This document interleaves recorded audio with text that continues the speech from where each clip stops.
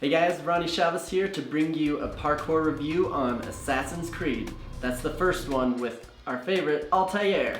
Now, I wanted to do this game because it's been a huge game in the parkour community and in the video game community, and especially in my own career, because this was the first video in real life game that I made dressed up as Assassin's Creed for Devon Supertramp a few years back, and that video went viral and it was able to launch my own YouTube channel, got me a bunch of jobs doing parkour professionally, and so now I'm here today doing a review on how well the parkour was done in that game.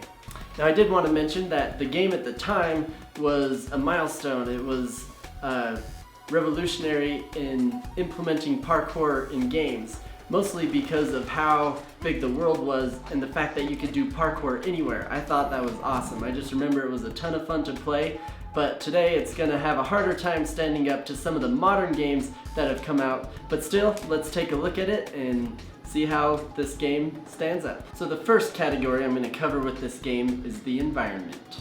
Alright, now this is talking about how well the character interacts with the environment.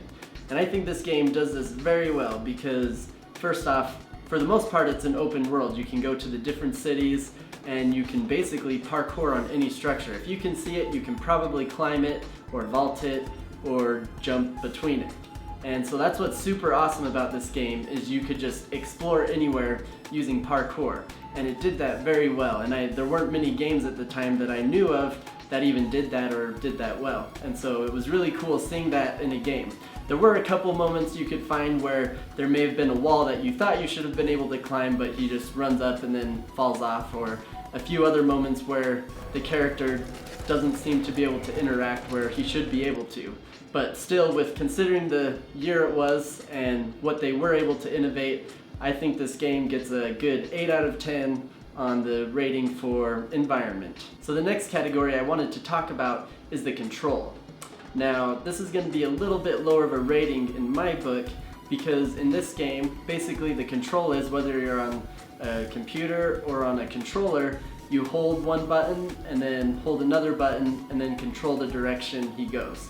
So it's really cool that you can control him doing parkour in any direction, but that's about it. He does all the jumping automatically, all the balancing, climbing, and everything is pretty automated. So for me, that doesn't give me a lot of control in controlling my character, which also means it doesn't take a lot of skill to get good at the parkour in this game.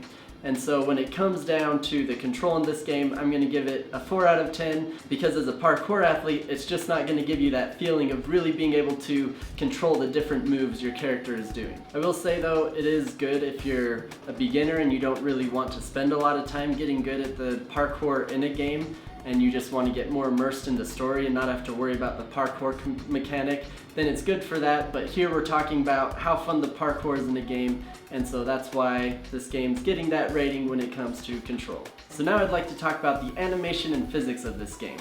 The best way to rate this is to think about actually watching someone else play it. Is it enjoyable to watch the character on screen doing the parkour movements even when you're not the person controlling it?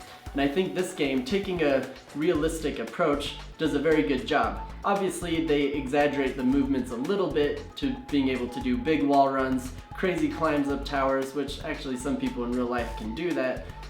But again, it's a video game, so they're always going to add a little bit of edge to it. But overall, it does it very well and seems very realistic.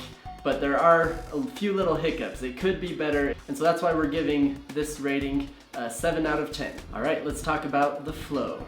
Flow is a fundamental thing to any parkour run, and in this game, if you find the right line, you can really connect your movement and escape those bad guys that are chasing you.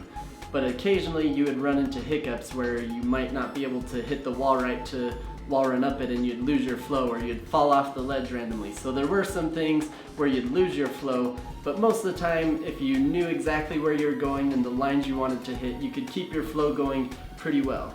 The climbing was a little bit slow at some points, so that could also slow down your flow. But overall, it was a very continuous game as you did parkour. And so I'm going to give this game a 7 out of 10 with flow. Alright, our final category, the variety of movement. Now this game is going to score a little bit lower in this category because the game does do the basic movements you need to be able to do to get from one point to another. You got climbing, you got jumping, and vaulting. And I think that's basically all you need for a decent parkour game, but it's not giving you a lot of variety on the types of wall runs you can do, the types of vaults, different types of movements to get over different types of obstacles. And so it didn't have a lot of variety, and this kind of also has to do with the control aspect, because it didn't give you a lot of control to control how your character does those movements.